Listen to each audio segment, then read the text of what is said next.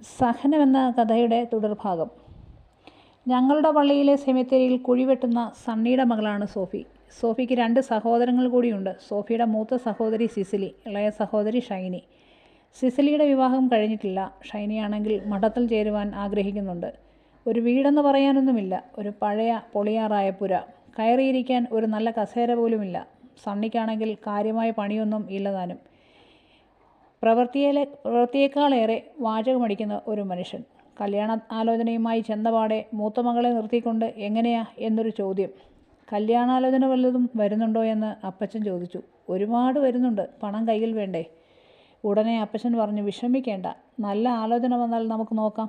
അങ്ങനെ അധികം വൈകാതെ തന്നെ സിസിലിയുടെ വിവാഹം സാമാന്യം ഭേദപ്പെട്ട ഒരു കുടുംബക്കാരനുമായി നടത്തിവിട്ടു. 20 പവനും 1 ലക്ഷം രൂപയും സ്ത്രീധനമായി അപ്പച്ചൻ കൊടുത്തു.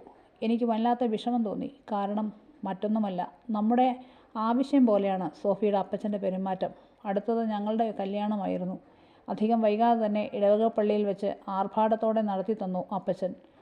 ഒന്നും സോഫിക്കോ കുടുംബത്തിനോ അറിയേണ്ടി വന്നില്ല. അടുത്ത ഭാഗവുമായി നാളെ കാണാം.